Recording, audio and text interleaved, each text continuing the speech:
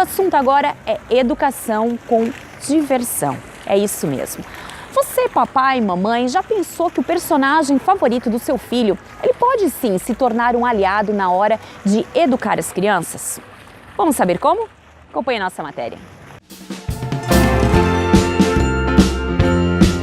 Você já imaginou o personagem favorito do seu filho se tornando seu melhor aliado na hora de ensinar o pequeno a escovar os dentinhos, lavar as mãozinhas e a hora do lanchinho, então?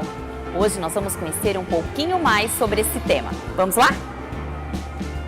As brincadeiras, os brinquedos e os jogos podem ser essenciais para o desenvolvimento das crianças.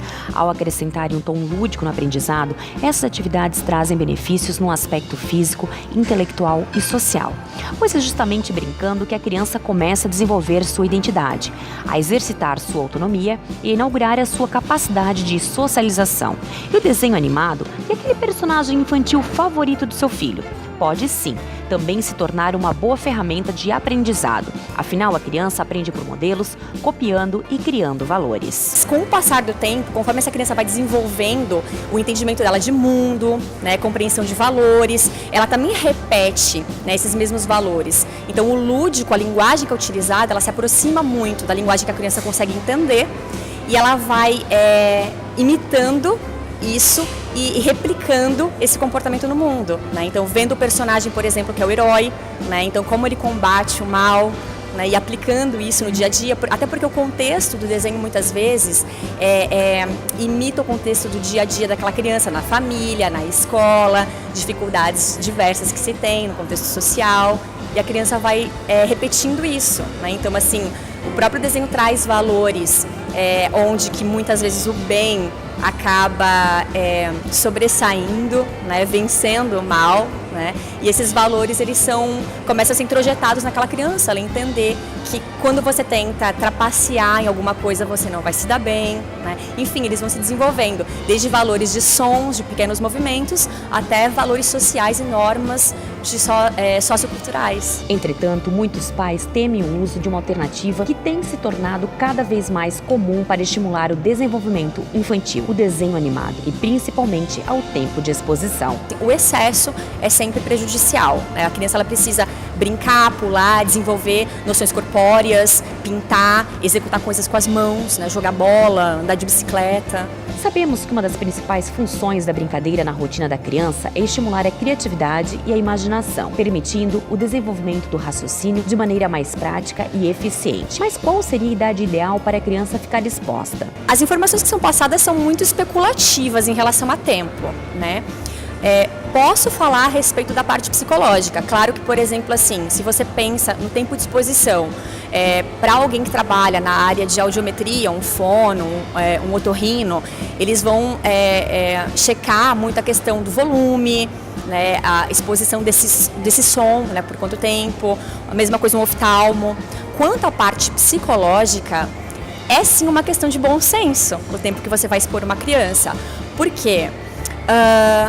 Considerando que uma criança ela tem que ter um desenvolvimento familiar, social, acadêmico, dentro de cada fase, dentro do esperado, se ela passa 5 horas por dia vendo televisão, 6 horas por dia estudando, as outras dormindo, a vida dela começa a se reduzir àquilo ali. Então é realmente uma questão de equilíbrio entre os diversos âmbitos da vida de uma criança, Ela precisa praticar esporte, ela tem que conviver com outros coleguinhas, tem que estar no meio da família, Então a televisão ela não pode ser o cerne. E os desenhos animados, criados com uma linguagem essencialmente lúdica, cores, movimentos, musicalidade, temática e temporalidade, e de fácil compreensão, acabam por absorver maior atenção, inclusive com personagem em tamanho real, como é uma das propostas da Plenitude Animações Infantis. Essa também é uma boa alternativa. Uma das maiores importâncias que nós tivemos nas reuniões, juntamente com minha esposa Daisy, é a própria gesticulação com duplo sentido. Então, muitos a gente já participou do ENAI, que é o Encontro Nacional de Animadores Infantis, e nós abordamos também, aprendemos com muitas experiências, com muitas pessoas de 30 anos, 40 anos de animação, e foi abordado essa forma de gesticulação, nunca você bater na poupança do outro para achar isso engraçado, ou bater com a mão no rosto para achar isso engraçado, ou puxar a cadeirinha para quando o outro sentar e cair. Não é dessa forma. A nossa proposta não é dessa forma, é alegria, é levar uma música, é levar uma palavra também de Deus. Ao usar o lúdico, você consegue fomentar aprendizados importantes, sem perder o encantamento e a curiosidade, fazendo uma abordagem utilizando a linguagem extremamente infantil. E também nós, graças a Deus, a cada momento estamos conseguindo tirar o medo de cada criança, porque tem muita criança que tem medo do palhaço. Então a gente não vai chegar de repente, não é essa a proposta de chegar e nós temos que ser devagar, nós temos que dar tchauzinho, dar beijinho de longe.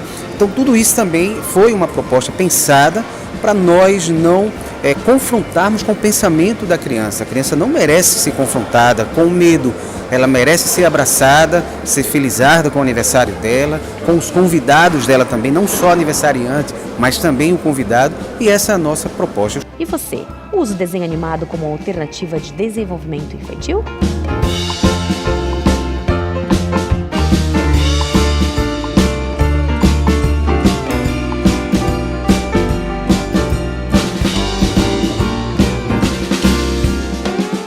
Está aí então, aproveitando também este momento para dar algumas dicas, inclusive para a sua festa infantil com animações.